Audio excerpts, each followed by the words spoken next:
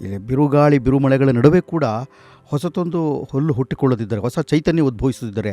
ಅದನ್ನು ಆಶಾವಾದಿತನ ಅಂತ ಕರೆಯೋದೇ ಇಲ್ಲ. ಮತ್ತು ಹುಲ್ಲಾಗು ಬೆಟ್ಟದಡಿ ಮನೆಗೆ ಮಲ್ಲಿಗೆ ಆಗು. ಆಹಾ, ಹಾಗಾಗಿ ರಂಗಭೂಮಿಯಲ್ಲಿ ಕೊಡೋ ಟ್ರೈನಿಂಗ್ ಏನಿದೆಯಲ್ಲ ಅದು ಬರೀ ನಾಟಕ ಆಗೋದಕ್ಕೆ, ಸೂಪರ್ ಸ್ಟಾರ್ ಆಗೋದಕ್ಕೆ ಮಾತ್ರ ಅಲ್ಲ, ಬದುಕನ್ನು ಕಲಿಸ್ಕೊಡ್ತದೆ ಗೆಳತಿ.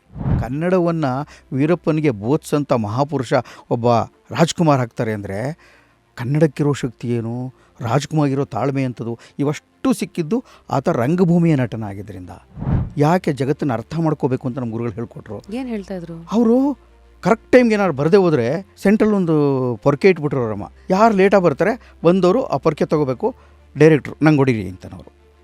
ಮನಸ್ಸು ಹಿಂಡೋಗ್ಬಿಡಲ್ವಾ? ನನಗೆ ಮೊನ್ನೆ ಒಂದು ಆಕ್ಸಿಡೆಂಟ್ ಆಯಿತು ಒಂದು 8 ತಿಂಗಳಿಂದ, ಮತ್ತೆ ಎದ್ದು ಬರೋದೇ ಕಷ್ಟ. 8-9 ತಿಂಗಳಿಂದ ದೊಡ್ಡ ಭೀಕರವಾದ ಆಕ್ಸಿಡೆಂಟು. ಶೂಟಿಂಗ್ ನಡಿಬೇಕಾದ್ರೆ ಕನ್ನಡ ಚಲನಚಿತ್ರ ಕಲಾವಿದರ ಸಂಘ, ಕನ್ನಡ ಅಕಾಡೆಮಿ, ವಾಣಿಜ್ಯ ಮಂಡಳಿ, ಟಿ ವಿ ಸಂಘ, ಟಿ ವಿ ಕ್ಲಬ್ಬು, ಯಾರು ಎಲ್ಲೆಲ್ಲ ಆಗುತ್ತೋ ಅಲ್ಲೆಲ್ಲದಕ್ಕೂ ನನಗೆ ಗೊತ್ತಿಲ್ಲದ ಹಾಗೆ ನಾನು ಬೆಡ್ ಮೇಲಿದ್ದಾಗ ಪಾಪ ನಮ್ಮ ಕಡೆಯವ್ರು ಯಾರೋ ಅಪ್ರೋಚ್ ಮಾಡಿದ್ದಾರೆ.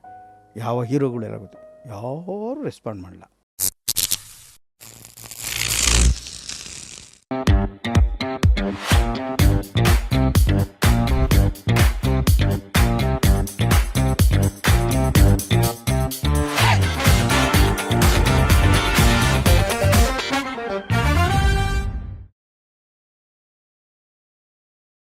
Today on just curious, Kunthur Subrahmanya Ramesh ಅವರು ಅಂದರೆ ಯಾರಿಗೂ ಅರ್ಥ ಆಗಲ್ಲ. ಅದೇ ಮಂಡ್ಯ ರಮೇಶ್ ಅವರು ಅಂದರೆ ಇಡೀ ಇಂಡಿಯಾನೇ ತಿರುಗಿ ನೋಡುತ್ತೆ. ಮೊದಲನೇದಾಗಿ Mandya Ramesh sir, welcome to just curious.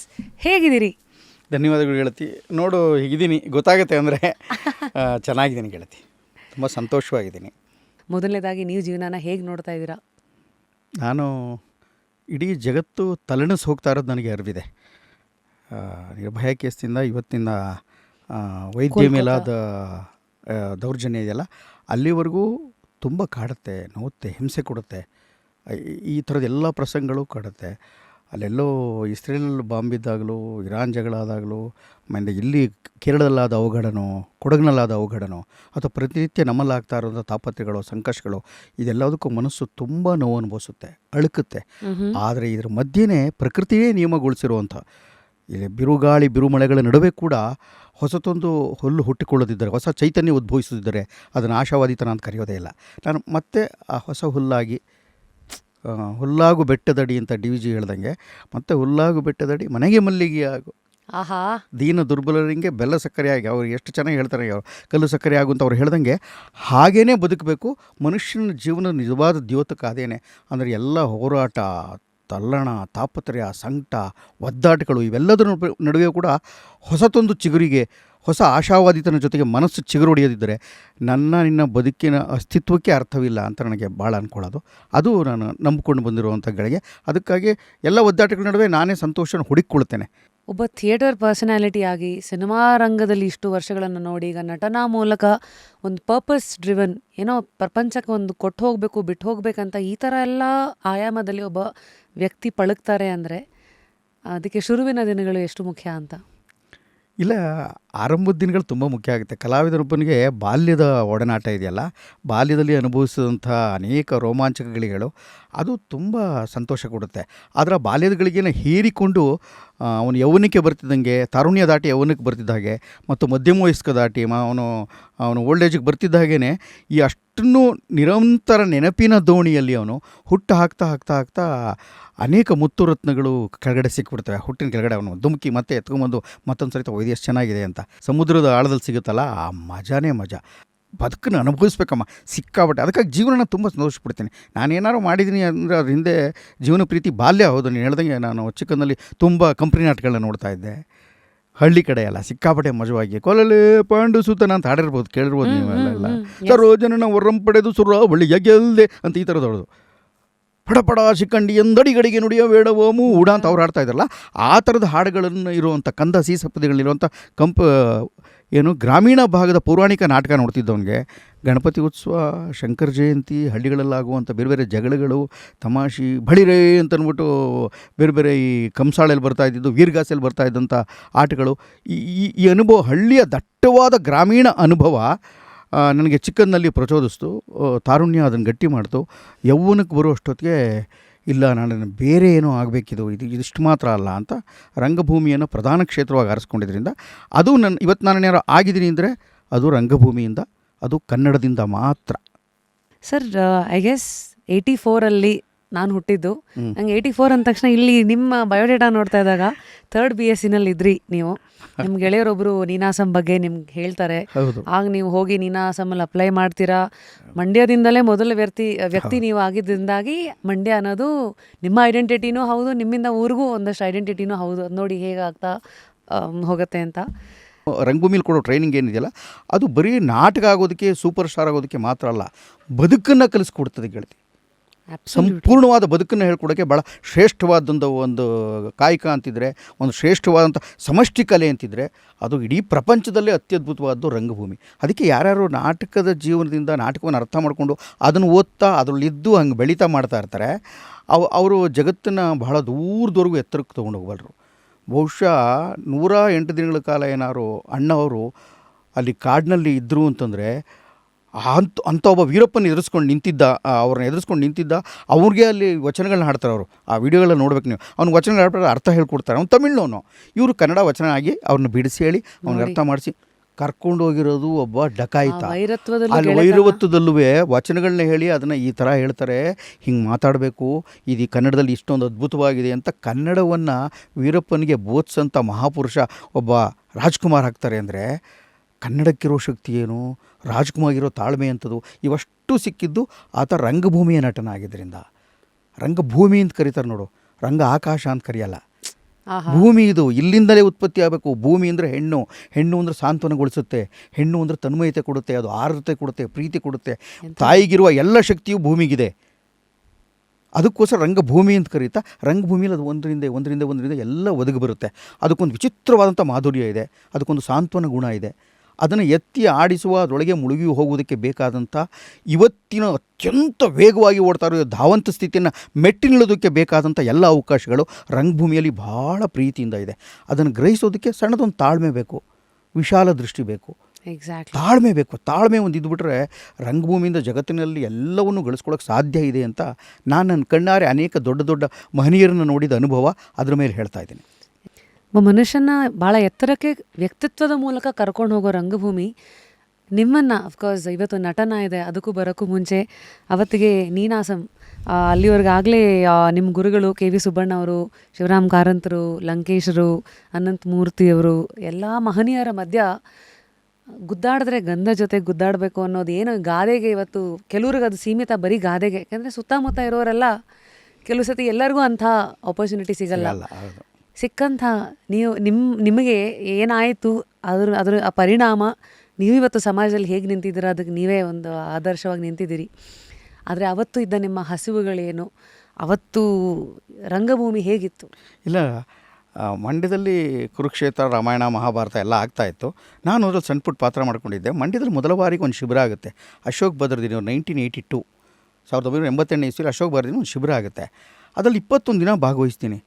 ಒಬ್ಬ ಕಲಾವಿದನಿಗೆ ಸಮಯ ಪ್ರಜ್ಞೆ ಎಷ್ಟು ಬೇಕು ಅಂತ ಗೆಳತಿ, ನಾನು ಈ 43 ವರ್ಷಗಳ ರಂಗಭೂಮಿ ಅನುಭವ ಮತ್ತು ಈ 29 ವರ್ಷಗಳ ಸಿನಿಮಾ ಅನುಭವ ಇವೆರಡರಲ್ಲೂ ಇವತ್ತೊಂದು ದಿವಸನೂ ಒಂದೇ ಒಂದು ದಿವಸನೂ ಶೂಟಿಂಗ್ ಲೇಟಾಗಿ ಹೋಗಿಲ್ಲ.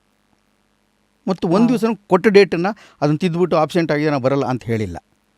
ಇದಕ್ಕೆ ಕಾರಣ ಏನಂಗಾಗಿದೆ ಅಂತಂದರೆ ನನ್ನ ಓಟ ಸ್ಪೀಡ್ ಕಮ್ಮಿ ಇರ್ಬೋದು, ನಂಗೆ ದೊಡ್ಡ ದೊಡ್ಡ ಅವಕಾಶಗಳು ಬರದೇ ಇರ್ಬೋದು, ನಾನು ತುಂಬ ದುಡ್ಡು ಮಾಡದೇ ಇರ್ಬೋದು, ಭಾಳ ಜನಪ್ರಿಯ ನಟನೂ ಆಗದೇ ಇರ್ಬೋದು, ನನಗೆ ಸ್ಟಾರ್ ಬೀಳದೇ ಇರ್ಬೋದು, ನನಗೆ ಆದರೆ ನಾನು ನನ್ನ ಕೆಲಸದಲ್ಲಿ ಇಷ್ಟೊಂದು ಕರೆಕ್ಟಾಗಿರೋದಕ್ಕೆ ಕಾರಣ ಆಗಿದ್ದು ನಾನು ಮೊದಲು ನಾನು ಸರಿ ಇರಬೇಕಲ್ಲ, ಅದನ್ನು ಕಲಿಸ್ಕೊಟ್ಟಿದ್ದು ರಂಗಭೂಮಿ. ಆ ಶಿಬಿರ 21 ದಿನಗಳ ಆ ಶಿಬಿರದಲ್ಲಿ ಕರೆಕ್ಟ್ ಟೈಮ್ಗೆ ಯಾಕೆ ಬರಬೇಕು ಅಂತ ನಮ್ಮ ಗುರುಗಳು ಹೇಳ್ಕೊಟ್ರು. ಕರೆಕ್ಟ್ ಟೈಮ್ಗೆ ಏನಾದ್ರು ಬರದೇ ಹೋದರೆ ಸೆಂಟ್ರಲ್ ಒಂದು ಪೊರ್ಕೆ ಇಟ್ಬಿಟ್ರು ಅವರಮ್ಮ, ಕಸ ಗುಡಿಸೋ ಪೊರ್ಕೆನ. ಯಾರು ಲೇಟಾಗಿ ಬರ್ತಾರೆ ಬಂದವರು ಆ ಪೊರ್ಕೆ ತೊಗೋಬೇಕು, ಡೈರೆಕ್ಟ್ರು ನಂಗೆ ಹೊಡೀರಿ ಅಂತನವರು. ನೀವು ನಾವು ಅವ್ರಿಗೆ ಹೊಡಿಬೇಕು. ಸಾಧ್ಯ ಇದೆಯಾ? ಮನಸ್ಸು ಹಿಂಡೋಗ್ಬಿಡಲ್ವಾ? ಅವ್ರ ಪನಿಷ್ಮೆಂಟ್ ಕೊಡೋದು ಬೇರೆ, ನಾವೇ ಅವ್ರಿಗೆ ಯಾಕೆಂದರೆ ನಿಮ್ಮನ್ನು ಕರೆಕ್ಟ್ ಟೈಮ್ಗೆ ಬರೋಕ್ಕಾಗಲಿಲ್ಲ, ನಾನು ನಿಮ್ಮನ್ನು ಕಲಿಸಿಲ್ಲ, ಬಡೀರಿ ಪೊರ್ಕೆಲಿ ಹೊಡೀರಿ. ನನಗೆ ಮುಜುಗುರ ಆಗಿಬಿಡೋದು. ಯಾರು ಹಿಂಗೆಲ್ಲ ಅದು ನಾವು ಯಾವತ್ತೂ ಲೇಟಾಗಿ ಹೋದೋನಲ್ಲ, ಮಿಕ್ಕಿದವರು ಲೇಟಾಗಿ ಬರೋದು ಬಿಟ್ಬಿಟ್ರು. ನನ್ನ ಜೊತೆ ಯಾರು ಇದ್ದಾರೆ ಈಗಲೂ ಅವರೆಲ್ಲ ಕರೆಕ್ಟ್ ಟೈಮ್ಗೆ ಆಫೀಸ್ಗೆ ಹೋಗ್ತಾರೆ, ಕರೆಕ್ಟ್ ಟೈಮಲ್ಲಿ ಇದ್ದಾರೆ. ಶಿಬಿರದಿಂದ ಬಂದಿದ್ದದು.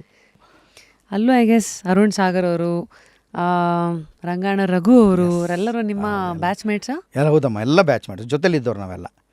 ಅಷ್ಟು ಜನನು ಜೊತೆಲೇ ಬದುಕಿದವರು ನಾವೆಲ್ಲರೂ ಸುಮಾರು ವರ್ಷಗಳ ಕಾಲ, ಸುಮಾರು ದಿನಗಳ ಕಾಲ, ಬೆಳಗ್ಗೆ ಮಧ್ಯಾಹ್ನ ಸಂಜೆ. ನಾವಲ್ಲಿ 8 ವರ್ಷ ಬದುಕಿದ್ರೆ ಅದು 16ರಿಂದ 25 ವರ್ಷ ಹಾಕಿ ಹೇಳ್ಬೋದು. ಅಂದರೆ ಬೆಳಗ್ಗೆ 6 ಗಂಟೆಯಿಂದ ಎದ್ರವ್ರ ಮುಖ ನೋಡಿದ್ರೆ ರಾತ್ರಿ 11 ಗಂಟೆ ತನಕ 12, ಕೆಲವು ಟೈಮು ಬೆಳಗ್ಗೆ 6 ಗಂಟೆಗೆ ಎದ್ದು ಯೋಗ ಶುರು ಮಾಡಿದ್ರೆ, 7 ಗಂಟೆಗೆ ಕತ್ತಿ ವರ್ಷೆ ಮಾಡಿದ್ರೆ, 8 ಗಂಟೆಗೆ ಯಕ್ಷಗಾನ ಮಾಡಿದ್ರೆ, 9 ಗಂಟೆಗೆ ತಿಂಡಿ ತಿಂದು ಮತ್ತೆ 10 ಗಂಟೆಗೆ ಪಾಶ್ಚಾತ್ಯ ಪೌರಾತ ರಂಗಭೂಮಿ ಪಾಠ ಮಾಡೋಕ್ಕೆ ಕೂತ್ಕೊಂಡ್ರೆ, ಮತ್ತೆ 12 ಗಂಟೆ ಅಷ್ಟೊತ್ತಿಗೆ ಮಾಸ್ಕ್ ಮೇಕಿಂಗ್ ಕೂತ್ಕೊಂಡ್ರೆ, ಮತ್ತೆ ಮಧ್ಯಾಹ್ನ ಒಂದು ಪ್ರೊಡಕ್ಷನ್ ತೊಗೊಂಡು ಆ ಪ್ರೊಡಕ್ಷನ್ಗೋಸ್ಕರ ಯಕ್ಷಗಾನ ಹೆಜ್ಜೆ ಪ್ರಾಕ್ಟೀಸ್ ಮಾಡಿ ಯಕ್ಷಗಾನ ಕಲ್ತ್ಕೊಂಡು ನೀನು ವಾಪಸ್ ಮನೆಗೆ ಹೋಗ್ತಾ ಇದ್ದೀವಿ. ನೀನಾಸಮಲಾಗಲಿ ರಂಗಾಯಣದಾಗಲಿ ನಾವಿದ್ದಾಗ ರಾತ್ರಿ 10 ಗಂಟೆಗೆ ಹೋಗಿ ಬಿದ್ದರೆ ಸಾಕು ಅಂತ ಆಗ್ಬಿಟ್ರು. ಇದ್ರ ಮಧ್ಯೆ ನಾವೇ ಮೆಸ್ ಮಾಡ್ಕೊಂಡಿದ್ವು, ನಾವೇ ಅಡುಗೆ ಮಾಡ್ಕೋಬೇಕಾಗಿತ್ತು.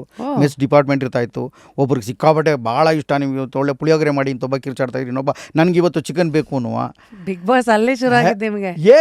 ಬಿಗ್ ಬಾಸ್ ನೋಡ್ಬೇಕಾದ್ರೆ ನನಗೇನು ಅನಿಸ್ತಿಲ್ಲ, ಯಾಕೆಂದ್ರೆ ಅವಷ್ಟು ಬಿಗ್ ಬಾಸ್ ಇನ್ಸ್ಪೈರ್ ಆಗೋದು, ಅಲ್ಲಿ ಕೊಡೋ ಟಾಸ್ಕ್ಗಳು, ಯೋಚನೆ ಮಾಡ್ತಾರಲ್ಲ ರಂಗಭೂಮಿ ಆಟಗಳವು. ಥಿಯೇಟ್ರ್ ಯಾರು ಮಾಡಿರ್ತಾರಲ್ಲ ಅವ್ರಿಗೆ ಭಾಳ ಅಲ್ಲಿ ಲೀಲಾಜಾರವಾಗಿ ಆಟ ಆಡ್ದಾಗ. ಯಾಕೆ ಅರುಣ್ ಸಾಗರ್ ಅಂತಂದರೆ ಅವನಿಗೆ ಥಿಯೇಟ್ರೆಲ್ಲ ಕಲಿಸ್ಕೊಟ್ಬಿಟ್ಟಿದೆ. ನೀವು ಬೇರೆ ಡಿಸಿಪ್ಲಿನ್ ಕಮಿಟಿ ಲೀಡರ್ ಅಂತ ಅಲ್ಲಿ.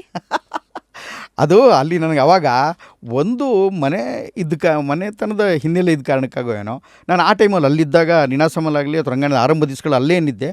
ಆವಾಗ ಸಿಕ್ಕಾಪಟ್ಟೆ ಏನೋ ಬೇರೆ ಏನೋ ತಿನ್ನೋದೋ ಕುಡಿಯೋದೋ ಈ ಥರದ್ದು ಏನೋ ಅಭ್ಯಾಸಗಳು ಇರ್ತಾರಲ್ಲ. ಆಮೇಲೆ ಕರೆಕ್ಟ್ ಟೈಮಿಗೆ ಬರುವೆ, ಹಠದ ಮೇಲೆ ಬರುವೆ. ಹಂಗಾಗಿ ನೀನಾಸಂನಲ್ಲಿ ಮತ್ತು ರಂಗಾಯಣದಲ್ಲಿ ಎರಡೂ ಕಡೆನೂ ಒಂದು ಡಿಸಿಪ್ಲಿನ್ ಕಮಿಟಿ ಅಂತ ಏನು ಮಾಡಿದ್ರು, ಅಲ್ಲಿ ನಾನು ಲೀಡರ್ನೇ ಮಾಡಿದ್ರು. ಮತ್ತು ನನ್ನ ಮಾತನ್ನು 4 ಜನ ಕೇಳ್ತಾಯಿದ್ರು. ವಿಶೇಷವಾಗಿ ಹೆಣ್ಮಕ್ಳಿಗೆ ನಾನು ಭಾಳ ಹತ್ತಿರದಲ್ಲಿದ್ದೆ. ಯಾಕೆಂದ್ರೆ ಅವ್ರು ಆಳ್ಗೆ ಬಿದ್ದು ಅಂದ ತಕ್ಷಣ ಒಂದು ಎಳ್ನೀರು ತಂದು ಕೊಡುವೆ, ಅವ್ರಿಗೆ ಖುಷಿ ಆಗ್ಬಿಡೋದು. ಹಲಸನ್ನು ಕೇಳಿದ್ರೆ ಹಲಸನ್ನು ಕೊಡುವೆ, ಮತ್ತೊಂದಿನ ಮಾಡುವೆ. ಹೆಣ್ಮಕ್ಳನ್ನ ಹೊಲಿಸ್ಕೊಳಕ್ಕೆ ಬೇಕಾದ ಎಲ್ಲ ಕಲೆಗಳು ಗೊತ್ತಿತ್ತು ನನಗೆ.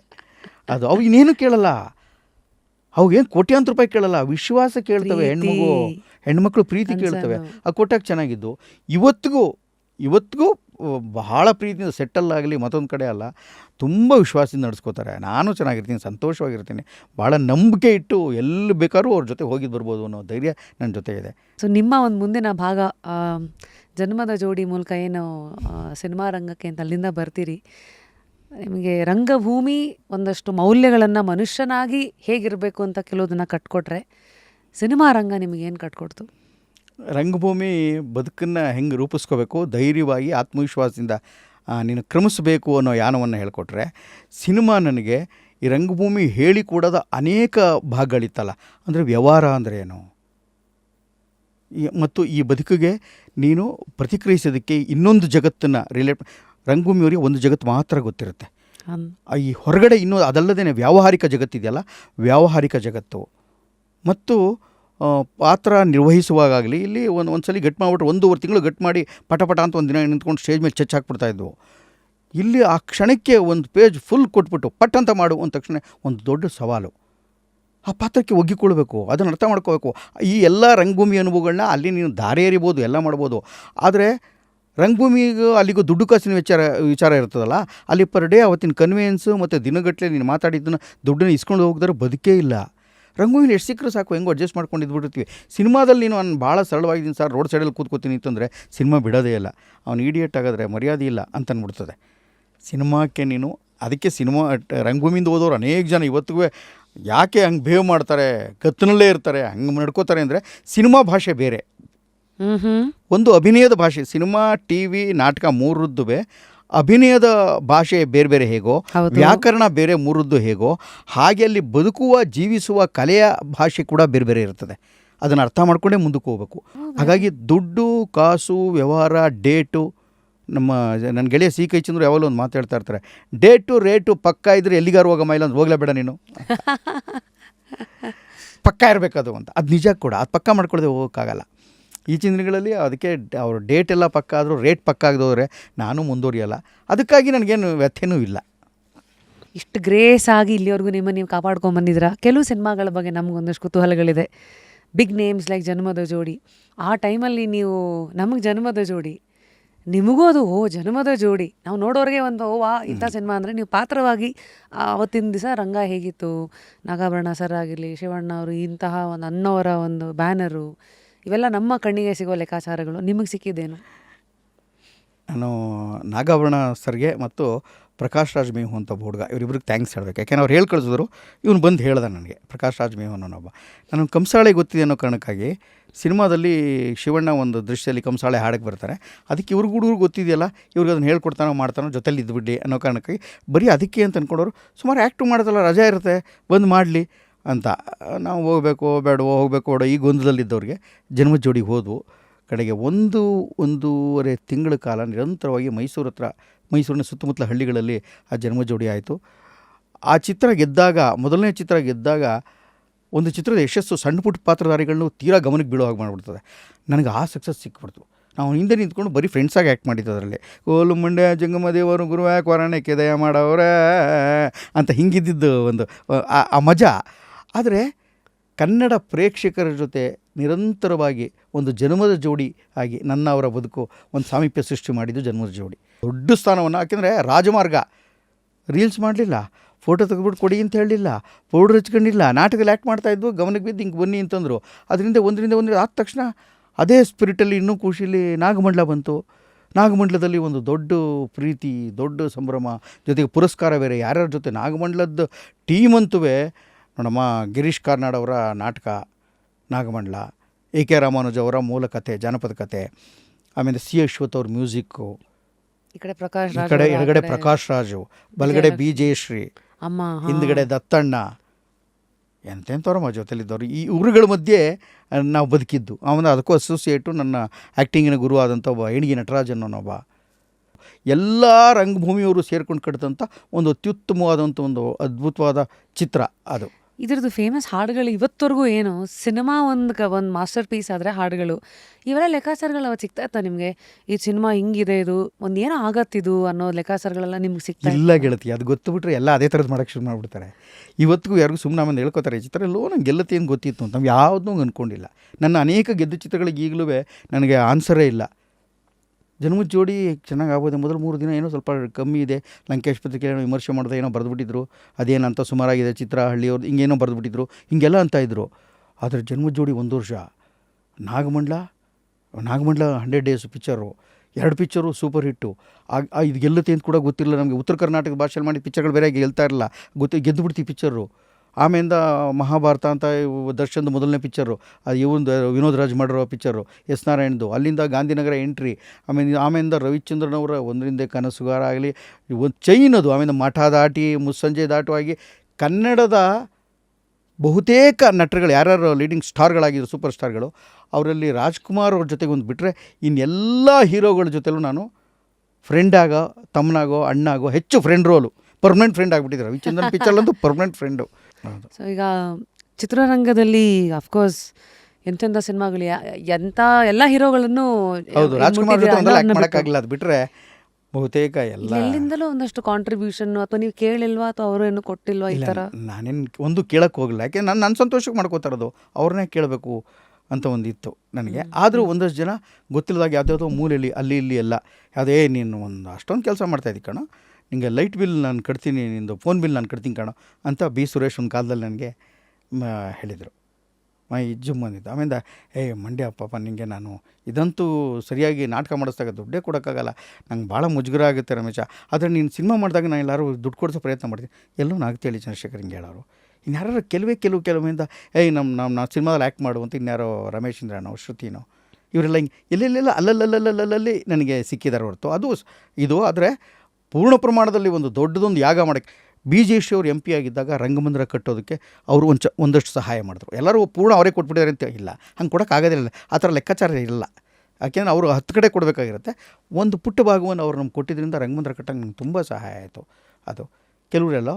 ಬಟ್ ಹೀರೋಗಳು ಅಂತ ಹೇಳಿಸ್ಕೊಂಡವರಲ್ಲಿ ನನಗೇನು ನೆನಪಾಗಲ್ಲ ತಾಯಿ. ನನಗೆ ಮೊನ್ನೆ ಒಂದು ಆಕ್ಸಿಡೆಂಟ್ ಆಯಿತು. ನನಗೆ ಒಂದು 8 ತಿಂಗಳಿಂದ ಮತ್ತೆ ಎದ್ದು ಬರೋದೇ ಕಷ್ಟ. 8-9 ತಿಂಗಳಿಂದ ದೊಡ್ಡ ಭೀಕರವಾದ ಆಕ್ಸಿಡೆಂಟು, ಶೂಟಿಂಗ್ ನಡಿಬೇಕಾದ್ರೆ. ಏನಾಯ್ತು ಸರ್? ಸಾರಿ, ನಾನು ಐ ಥಿಂಕ್ ಅಪ್ಡೇಟ್ ಫುಲ್ ಬಿಟ್ಬಿಟ್ಟಿದ್ದೀನಿ. It's okay, if you comfortable you can share. ಇಲ್ಲ ಅದರಿಂದ ಇಲ್ಲ, ನಾನು ಕೆಲವನ್ನ ಹೇಳ್ತೀನಿ, ಕೆಲವು ಹೇಳಲ್ಲ. ದೊಡ್ಡ ಆಕ್ಸಿಡೆಂಟು, ಬೆಡ್ ಮೇಲಿದ್ದೆ.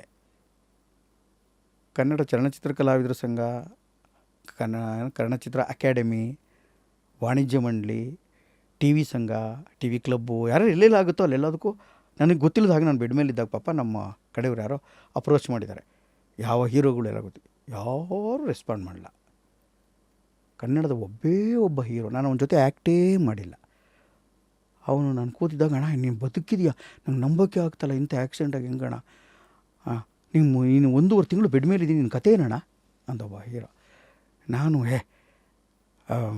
ಇಲ್ಲ ಹಂಗೇನಿಲ್ಲ, ಪರವಾಗಿಲ್ಲ, ಏನಿಲ್ಲ, ಆರಾಮಾಗಿ ಮತ್ತೆ ಎದ್ದು ಬರ್ತೀನಿ, ಏನಾಗಲ್ಲ, ನಂಗೆ ಕೆಲಸ ಇದೆ ಗೊತ್ತಿದೆಯಲ್ಲ, ಮತ್ತೆ ಎದ್ದು ಬರ್ತೀನಿ ಅಂತ. ಇಲ್ಲ ಅಣ್ಣ, 1 ತಿಂಗಳು ಸುಮ್ಮನೆ ಹೆಂಗೆ ಕೂತ್ಕೊಳ್ಳೋಕೆ ಸಾಧ್ಯ ಅಂತ ಮಾತಾಡ್ತಿದ್ದಂಗೆ ನನ್ನ ಮೊಬೈಲಿ ಟನ್ ನನ್ನ ಸೌಂಡ್ ಆಗುತ್ತೆ. ಅವನ ಅಕೌಂಟಿಂದ ನನಗೆ ದುಡ್ಡು ಹಾಕ್ಬಿಟ್ಟಿರ್ತಾನೆ. ಒಬ್ಬನೇ ಒಬ್ಬ ಹೀರೋ, ರಿಷಬ್ ಶೆಟ್ಟಿ. ಅರೆ, ವ್ಯಕ್ತಿ ಬೇರೆ, ವ್ಯಕ್ತಿತ್ವ ಬೇರೆ. ನನ್ನ ಕಣ್ಣಲ್ಲಿ ನೀರು, ಏನು ಹೇಳಬೇಕು ಅಂತ ಗೊತ್ತಿಲ್ಲ. ಅವ್ರು ಗೊತ್ತಿದ್ರು ನಿಮ್ಗೆ, ಅಂದರೆ ವ್ಯಕ್ತಿಗತ ಪರಿಚಯ. ಜೊತೆಲಿ ಆ್ಯಕ್ಟ್ ಮಾಡಿಲ್ಲ, ನಾನು ತುಂಬ ಒಡನಾಡಿಲ್ಲ. ಅವ್ರು ಯಾವ ಸಿನಿಮಾದಲ್ಲೂ ನಾನೇನು ಆ್ಯಕ್ಟ್ ಮಾಡಿಲ್ಲ, ಏನು ನಂಗೆ ಭಾಳ ಇದಿಲ್ಲ. ಆದ್ರೂ ದೂರ ಯಾಕೆ ಅವ್ರಿಗೆ ನಂಗೆ ಈಗಲೂ ಗೊತ್ತಿಲ್ಲ ಅದು. ಆಮೇಲೆ ಕರೆಕ್ಟಾಗಿ 1.5-2 ತಿಂಗಳಾದಮೇಲೆ, ಈಗ ಒಂದು ತಿಂಗಳ ಹಿಂದೆ ಅವರೇ ಫೋನ್ ಮಾಡಿ, ಅಣ್ಣ ಈಗ ಎದ್ದು ಓಡಾಡ್ತಾ ಇದೆಯಾ, ಏನು ಸಮಸ್ಯೆ ಇಲ್ಲ, ಆ್ಯಕ್ಟ್ ಮಾಡ್ತಾಯಿದ್ದೀರಲ್ಲ ಮತ್ತೆ ಅಂತಾನೆ. ನನಗೆ ಇದು ಯಾವಪ್ಪ, ನಾನು ಒಡನಾಡಿಲ್ಲ, ಚರ್ಚೆ ಮಾಡಿಲ್ಲ, ಏನು ಇದಂಗೆ ಈ ವ್ಯಕ್ತಿ ಯಾಕೆ ಹಿಂಗೆ ಕೇಳ್ದ.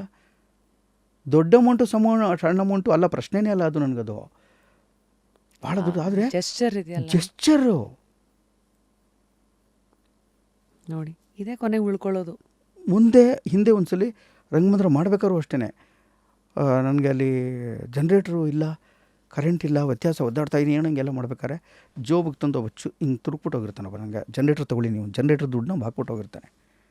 ದರ್ಶನ್ ದೊಡ್ಡ ಚಿತ್ರರಂಗ, 350 ಪಿಕ್ಚರ್ ಮಾಡಿದ್ದೀನಿ, ಎಲ್ಲರಿಗೂ ಗೊತ್ತಿಲ್ಲ ಅಂತೇನಿಲ್ಲ, ರಂಗಭೂಮಿ ಗೊತ್ತಿರಲ್ಲ ಅಂತೇನಲ್ಲ.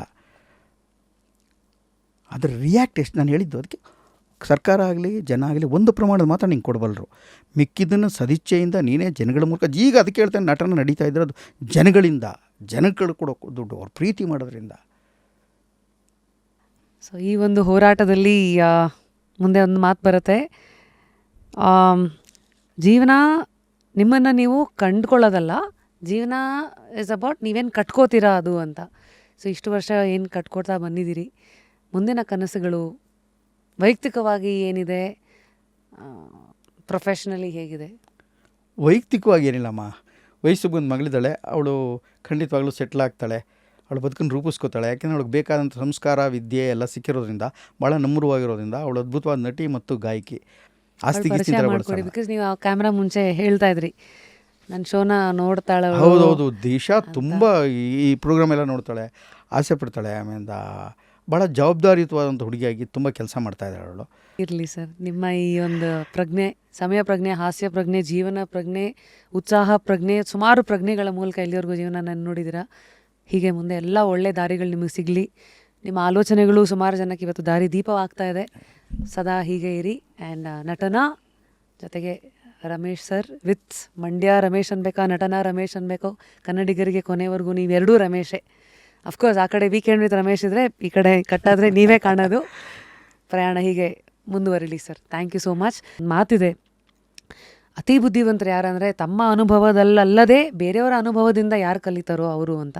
ಹಾಗಾಗಿ ನೋಡಿ, ಫ್ರೀ ಟೀಚರ್ಸು ಪ್ರತಿ ಎಪಿಸೋಡಲ್ಲೂ ಬಂದು ಕೂರ್ತಾರೆ. ಐ ಹೋಪ್ ಅವರ life will keep inspiring you all. Until next time, ನಾನು ನಿಮ್ಮ rapid Rashmi, signing out of just curious with the last sentence, continue to stay curious in life. And of course comment ಸೆಕ್ಷನಲ್ಲಿ ನಿಮ್ಮ next guest recommendation ಯಾರನ್ನು ನೋಡೋಕ್ಕೆ ಇಷ್ಟಪಡ್ತೀರಾ ತಿಳಿಸಿ. Thank you sir.